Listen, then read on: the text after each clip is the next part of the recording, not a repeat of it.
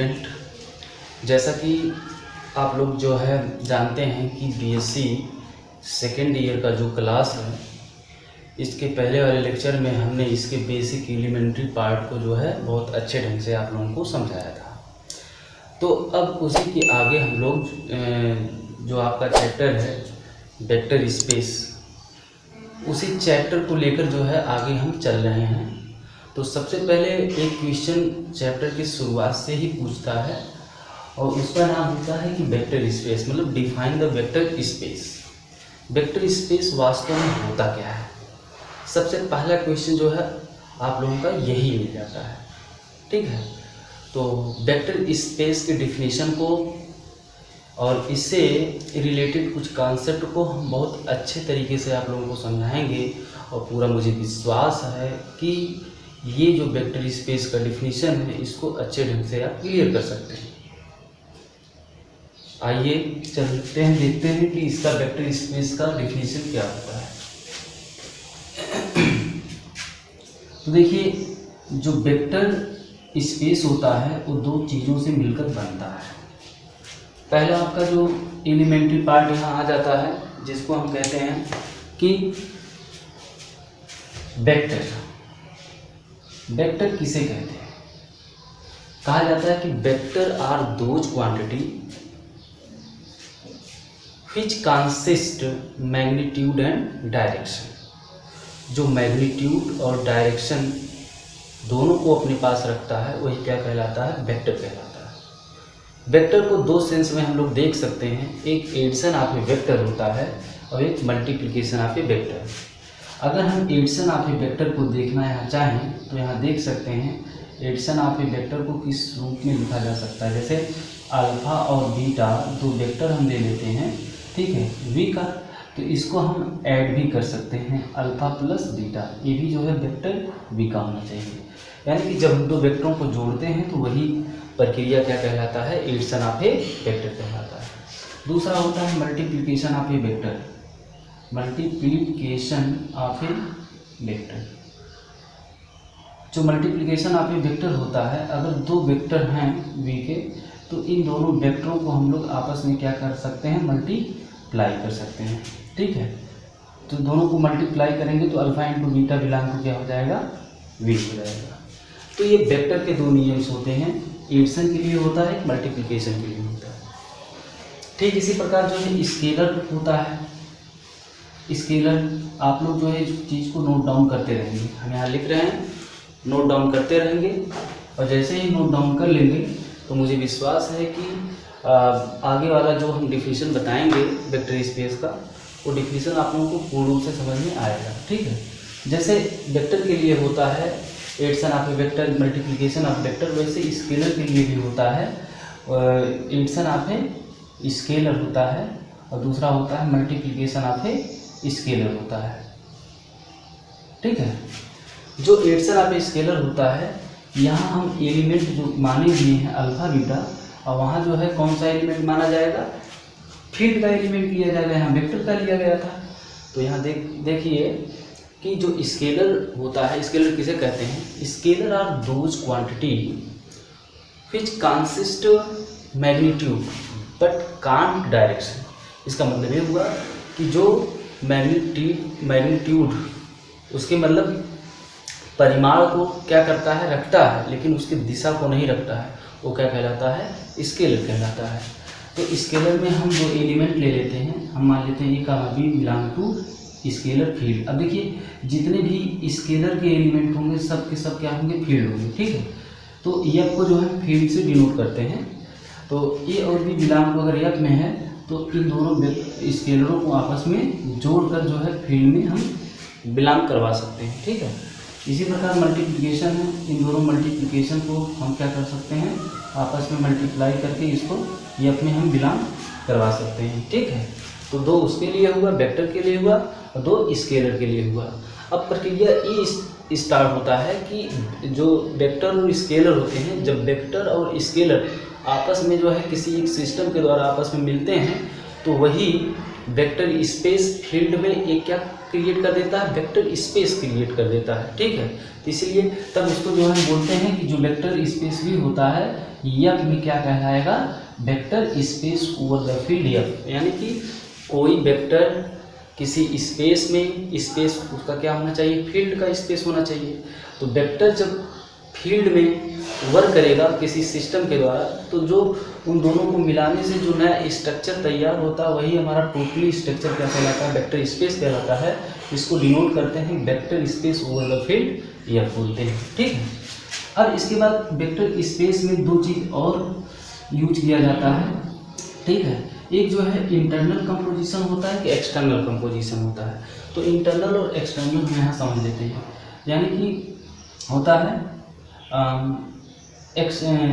Internal composition. जो composition होता है, बाइनरी कंपोजिशन होता है, दो प्रकार का होता है। एक इंटरनल बाइनरी कंपोजिशन होता है और एक एक्सटर्नल बाइनरी कंपोजिशन होता है। देखिए दोनों में क्या अंतर होता है, ठीक है। जो इंटरनल बाइनरी कंपोजिशन होता है, जिसको हम जानते हैं बहुत अच्छे ढंग से कि अगर कोई जो है फंक्शन एफ है या फील्ड रख लीजिए, जो भी रखना है उसको यहाँ रख सकते हैं। अगर कोई जो है फील्ड एफ है या फंक्शन जो है एफ है और वी कोई एक नॉन इम्पटी सेट है और एफ भी कोई एक नॉन इम्पटी सेट होगा, वी जो है फील्ड का होगा और एफ क्या होगा, वेक्टर का होगा। तो ये जो फील्ड है, ये जो फंक्शन एफ है, ये v क्रॉस v से कहाँ पे जाएगा, तो v पे ही जाएगा। मतलब जैसे बाइनरी ऑपरेशन ऑन सेट, इसके पहले हमने बताया था कि बाइनरी ऑपरेशन ऑन सेट क्या होता है। तो f सच डेट v क्रॉस v से v पे गया। अब v क्रॉस v क्या है, v क्रॉस v जो है वेक्टर स्पेस का एक कार्टेशियन प्रोडक्ट होता है, ठीक है। अब v क्रॉस v यहाँ समझा देते हैं, v क्रॉस v इसका मतलब इसमें, इस फील्ड में दो एलिमेंट होंगे और दोनों वेक्टर के ही एलिमेंट होंगे और अल्फा और बीटा दोनों बिलोंग करेंगे वी के। तो ये भी एक प्रकार का रिलेशन होता है। रिलेशन जो है क्या कहलाता है, फंक्शन कहलाता है, ठीक है। यानी कि जब कोई एक ऐसा ऑपरेशन, ठीक है, वी क्रॉस वी से वी में है, मतलब दोनों में उसका डोमेन भी वेक्टर स्पेस हो और कोडोमेन भी वेक्टर स्पेस हो, दोनों सेम का सेम हो, ठीक है। तो उस स्थिति में हम लोग कह सकते हैं कि ऐसा वेक्टर स्पेस में जो कंपोजिशन यहाँ प्रयोग में लाया जा रहा है वो इंटरनल बाइनरी कंपोजिशन कहलाएगा। यानी कि एफ को जो है, एफ को इंटरनल बाइनरी कंपोजिशन कहते हैं। इसके बाद आता है external binary composition. External binary composition कहते हैं। देखिए कुछ नहीं होता है, बस सब कुछ सेम होता है और थोड़ा सा केवल डिफरेंट हो जाता है। उसका जो रेंज, इसका जो रेंज होता है वो क्या बन जाता है, फील्ड बन जाता है, यानी कि ये बन जाता है। तब हम कह सकते हैं कि कोई एक ऐसा बाइनरी कंपोजिशन है जो वी क्रॉस वी से वी एफ पे है, यानी कि इसमें जो है पहला डोमेन जो इसका होना चाहिए वो वेक्टर स्पेस होना चाहिए और इसका जो रेंज होना चाहिए वो क्या होना चाहिए, फील्ड होना चाहिए। अगर ऐसा होता है, ठीक है, तब इसके जो बाइनरी कंपोजिशन लगाया जाता है, यही बाइनरी कंपोजिशन क्या कहलाता है, एक्सटर्नल बाइनरी कंपोजिशन कहलाता है। फुल शार्टली अगर इसको समझा जाए कि vector binary composition, internal binary composition किसे कहते हैं, तो इंटरनल बाइनरी कंपोजिशन हम उसे कहते हैं जिसका डोमेन भी वेक्टर स्पेस हो, उसका रेंज भी वेक्टर स्पेस हो, ठीक है। यानी कि अगर शार्टली हम समझें, अगर एफ वी से वी में कोई है एक फंक्शन, तो डोमेन और कोडोमेन दोनों क्या है, डोमेन और कोडोमेन दोनों क्या है, सेम है। अगर सेम है तो जो है इंटरनल कहलाएगा, अगर जो है वेक्टर से फील्ड पे है तो क्या कहलाएगा, एक्सटर्नल कंपोजिशन कहलाएगा, ठीक है। अब ये समझने के बाद हम लोग आसानी के साथ समझ सकते हैं कि वेक्टर स्पेस की डिफिनीशन क्या होता है, ठीक है। वेक्टर स्पेस में यही वेक्टर और स्केलर को मिलाकर कुछ मैथमेटिकल बाइनरी ऑपरेशन के द्वारा इसको सुसज्जित करते हैं, तो उसी को जो हम लोग क्या बोलते हैं, वेक्टर स्पेस बोलते हैं। वेक्टर स्पेस का एक अदर नाम होता है जिसे हम लीनियर स्पेस भी कहते हैं। इसका एक नाम और होता है लीनियर स्पेस। अब यहाँ हम लोग देखते हैं इसका डेफिनेशन कैसे बनाते हैं, और ये डेफिनेशन जो लिखे हैं अपनी कॉपी पे पेन डाउन कर लीजिएगा, ठीक है। और एक बार लिखेंगे तो हमको विश्वास से याद हो जाएगा। यहाँ हम समझाने का प्रयास कर रहे हैं। देखिए हमने ले लिया है कि लेट एफ प्लस डॉट, मतलब एक कोई अलजेब्रिक स्ट्रक्चर है जो क्या है, फील्ड है। Whose element is called scalar, field के एलिमेंट जो है क्या कहलाते हैं, स्केलर कहलाते हैं। इसीलिए सबसे पहले हमने स्केलर और वेक्टर को बढ़िया से यहाँ समझाया। तो ये क्या हो गया, स्केलर हो गया, ठीक है। और जो है हमने एक और लिया अनानिपुटी सेट कैपिटल, यहाँ वी ले लेते हैं। देखिए a nonempty set capital V, whose element are called vector, जिसके एलिमेंट क्या कहलाते हैं, वेक्टर कहलाते हैं। तब हम कह सकते हैं कि V is the vector space over the field F. तब उसको जो है वेक्टर V को एफ पे क्या बोलते हैं, वेक्टर स्पेस बोलते हैं। कब बोलते हैं, जब V ओवर एफ जो है कम से कम 6 प्रकार के एक्जिम को सेटिस्फाई करता है। देखिए यहाँ पहला एक्जिम है वेक्टर स्पेस का, दूसरा एक्जिम है वेक्टर स्पेस का, तीसरा एक्जिम है, चौथा एक्जिम है, पांचवा एक्जिम है, छठा एक्जिम है, ठीक है। ये एक्जिम को जब सेटिस्फाई कर जाएगा तब इसी को हम लोग क्या बोलते हैं, वेक्टर स्पेस बोलते हैं। अब आते हैं यहाँ कि वेक्टर स्पेस का पहला कंडीशन क्या होता है। आप लोग देखते रहिएगा, ध्यान से सुनिए, सुनते रहिएगा, और हमको विश्वास है कि आपको ये बढ़िया से समझ में आ जाएगा। V प्लस के साथ अबेलियन ग्रुप बनाना चाहिए। अब हमने पहले ही बताया था अबेलियन ग्रुप को दूसरे नाम से किस नाम से जानते हैं, कॉम्यूटेटिव ग्रुप, इसको कॉम्यूटेटिव ग्रुप भी बोलते हैं। और कॉम्यूटेटिव ग्रुप हमने जब ग्रुप ऑफ डेफिनेशन बताया था तो उसमें बताया था कि अबेलियन ग्रुप कब बनता है, जब ग्रुप में 5 कंडीशन होल्ड कर जाते हैं तो क्या बनाता है अबेलियन ग्रुप। तो सबसे पहले इसको वेरीफाई कराना होगा। क्लोजर एक्जिम है, एसोसिएटिव एक्जिम है, एग्जिस्टेंस ऑफ आइडेंटिटी है, एग्जिस्टेंस ऑफ इनवर्स है, और कॉम्यूटेटिव एक्जिम है, ठीक है। ये 5 एक्जिम जब होल्ड करेंगे तब आपका जो है V प्लस के साथ, यानी कि आपका जो यहाँ बाइनरी कंपोजिशन प्रयोग में लाया गया है, ठीक है, तो यही बाइनरी कंपोजिशन V के साथ क्या बनाएगा, अबेलियन ग्रुप बनाएगा, ठीक है। तो देखिए पहला एक्जिम हमको होल्ड कराना क्लोजर एक्जिम, तो अल्फा कामा बीटा अगर हम ले लेते हैं वेक्टर V में है तो इसका जो है alpha plus beta belong to V। तो ऐसे देखने को मिल रहा है कि एक्शन आपके वेक्टर से लिया गया, ठीक है, एक क्लोजर लॉ सेटिस्फाई हो गया। एसोसिएटिव लॉ, ये जो हमने लॉ बताया है, ठीक है, ये इसके पहले वाले वीडियो में हमने अच्छे से डिस्कशन किया है, वहाँ देख लीजिएगा। फिर इसके बाद एसोसिएटिव लॉ क्या होता है, एसोसिएटिव मतलब साहचर्य नियम, जैसे अल्फा प्लस बीटा 2 वेक्टरों को एक साथ किए तब तीसरे को छोड़ दिए, फिर alpha plus beta plus gamma, इसके बाद उस एक को छोड़ने के बाद दूसरे को एक साथ ले लेते हैं, ठीक है, इसीलिए इसका नाम साहचर्य नियम भी पड़ा है। तो एसोसिएटिव लॉ भी फॉलो कर गया। अब एग्जिस्टेंस ऑफ आइडेंटिटी, देखिए अगर वेक्टर स्पेस में कोई एक एलिमेंट ले लेते हैं, ठीक है, तब इसमें कोई एक ऐसा एलिमेंट एग्जिस्ट करेगा, क्योंकि हमारा जो यहाँ है एडिशन का सिंबल है, मतलब एडिशन के साथ जो है एलिमेंट ग्रुप बना रहा है अभी, इसलिए हमको एग्जिस्टेंस ऑफ आइडेंटिटी में लेना है कि एडिटिव आइडेंटिटी लेना है, ठीक है। अल्फा बिलोंग टू अगर V में है तो इसमें एग्जिस्ट करेगा 0 जो V में जाएगा, ठीक है। तो इस प्रकार अल्फा प्लस 0 जो जोड़ेंगे 0 आएगा, फिर 0 प्लस अल्फा जोड़ेंगे तब भी 0 आएगा। कुल मिला जुला के कहने का मतलब ये है कि अल्फा प्लस 0 जो होता है, ठीक है, आइडेंटिटी जब एडिटिव आइडेंटिटी प्रयोग होता है, एडिटिव आइडेंटिटी हमेशा क्या होता है, 0 होता है, याद रखिएगा, एडिटिव आइडेंटिटी हमेशा 0 होता है। जो इसको पहले वीडियो में हमने एग्जिस्टेंस ऑफ आइडेंटिटी और इनवर्स के बारे में, मल्टीप्लिकेटिव और एडिटिव के बारे में दोनों बढ़िया से समझाया था। तो यहाँ हम लोग कह सकते हैं कि एक एडिटिव आइडेंटिटी है जो ए नियम का पालन करेगा, यानी कि दोनों को जोड़ने के बाद जो है क्या आना चाहिए, मान 0 आना चाहिए। अब देखिए एग्जिस्टेंस ऑफ इनवर्स क्या होता है, एग्जिस्टेंस इनवर्स ये होता है कि अगर दोनों को जोड़ने के बाद इसका मान 0 आ जाता है तो ये क्या बन जाता है, एग्जिस्टेंस ऑफ इनवर्स। अगर अल्फा V में है तब उसमें एक कोई एलिमेंट और एग्जिस्ट करेगा माइनस अल्फा जो V का होगा। इस प्रकार alpha plus minus alpha equal to क्या हो जाएगा, 0 हो जाएगा। चाहे इसको उल्टा कर लें, माइनस अल्फा प्लस अल्फा, ठीक है, तब भी उसका मान 0 आएगा। फिर इसके बाद 5वां एक्जिम हो जाता है कॉम्यूटेटिव एक्जिम। हमने 2 एलिमेंट V में लिया और कॉम्यूटेट कर दिया, कर्मबिन्नी नियम जिसको बोलते हैं। तो alpha plus beta equal to beta plus alpha हो गया। तो इस प्रकार से जो आपके 5 नियम हैं वो होल्ड कर गए हैं, इसलिए पहला कंडीशन है वेक्टर स्पेस का वो अबेलियन ग्रुप बना लिया है, ठीक है। तो सवाल में भी ये सब प्रूव करना होगा। इसके बाद दूसरा स्पेस क्या है, दूसरा एग्जिम इसका ये बनता है scalar multiplication of a vector. मतलब स्केलर मतलब क्या हो गया, फील्ड का एलिमेंट हो गया, मल्टीप्लिकेशन किया गया है वेक्टर के साथ, यानी कि एक जो है एलिमेंट स्केलर का ले रहे हैं, दूसरा फील्ड का ले रहे हैं, दोनों को आपस में मल्टीप्लाई कर रहे हैं, तो एक कॉम्यूटेटिव लॉ का पालन कर रहा है, a into alpha equal to alpha into a, इसको लिख सकते हैं। इसलिए ये स्केलर मल्टीप्लिकेशन आपके क्या हो गया, वेक्टर हो गया। ठीक है, अब इसके बाद तीसरा जो कंडीशन होता है कि scalar multiplication with respect to distributive over addition of a vector. इसका मतलब क्या होगा, देखिए स्केलर मल्टीप्लिकेशन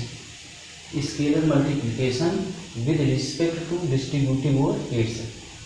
ठीक है, यानी कि किसी एक स्केलर से मल्टीप्लाई किया गया है दो वेक्टरों, मतलब मल्टीप्लाई इस प्रकार किया गया है distributive over addition of a vector, दो वेक्टरों के एडिशन के ऊपर उसको बांटा गया है। ठीक है, यानी कि ए इंटू फिर अल्फा प्लस बीटा, ए को डिस्ट्रीब्यूट अल्फा प्लस बीटा पे किया गया। देखिए एडिशन ऑफ ए वेक्टर है और ये क्या है, मल्टीप्लिकेशन ऑफ ए स्केलर, किस पे जो मल्टीप्लाई हो रहा है, एडिशन ऑफ ए वेक्टर पे, ये फिर क्या बन जाता है, डिस्ट्रीब्यूटिव लॉ बन जाता है। इसलिए इसको scalar multiplication with respect to distributive over addition of a vector भी कहते हैं। ठीक है, तो a into alpha plus a into beta, अब जो ए है वो फील्ड का एलिमेंट होगा, अल्फा इंटू बीटा जो है क्या हो जाएगा, वी का एलिमेंट हो जाएगा, यानी वेक्टर का एलिमेंट हो जाएगा। अब यहाँ जो बाइनरी कंपोजिशन प्रयोग में लाया जाएगा, यहाँ जो है एक्सटर्नल बाइनरी कंपोजिशन प्रयोग में लाया जाएगा, क्योंकि इसमें दोनों हैं, फील्ड भी हैं और जो है क्या है, वेक्टर भी हैं। फिर इसके बाद चौथा एग्जिम इसका कहता है स्केलर, देखिए scalar addition with respect to multiplication of vector. इसका मतलब ये है कि स्केलर का जो स्केलर होते हैं, ठीक है, स्केलर एलिमेंट होते हैं, उसका एडिशन करने के बाद उस पर जो है क्या किया गया है, मल्टीप्लिकेशन ऑफ ए वेक्टर किया गया है, यानी दो स्केलर को आपस में जोड़ लिया गया है, उसके बाद उसको जो है क्या कर दिया गया है, मल्टीप्लाई कर दिया गया है। तो a into alpha plus b into alpha हो गया। तो फार आर करके हम a comma b belong to f में करिए, फिर इसके बाद कामा करके अल्फा बिलोंग टू बी। इसका मतलब ये हुआ ए बी जो है फील्ड का हुआ और अल्फा जो है किसका एलिमेंट हुआ, वी का हुआ। अब फिर इसके बाद आता है पाँचवा axiom, scalar multiplication of a scalar with respect to vector associative. मतलब क्या किया गया है, दो स्केलर का मल्टीप्लिकेशन किया गया है, किसके रिस्पेक्ट में, वेक्टर के रिस्पेक्ट में। ठीक है, फिर क्या कह रहा है कि जो स्केलर का मल्टीप्लिकेशन के बाद भी जो है वेक्टर के साथ क्या किया गया है, मल्टीप्लाई किया गया है, तो जो वेक्टर के साथ मल्टीप्लाई किया गया है वही क्या कहलाता है, एसोसिएटिव कहलाता है।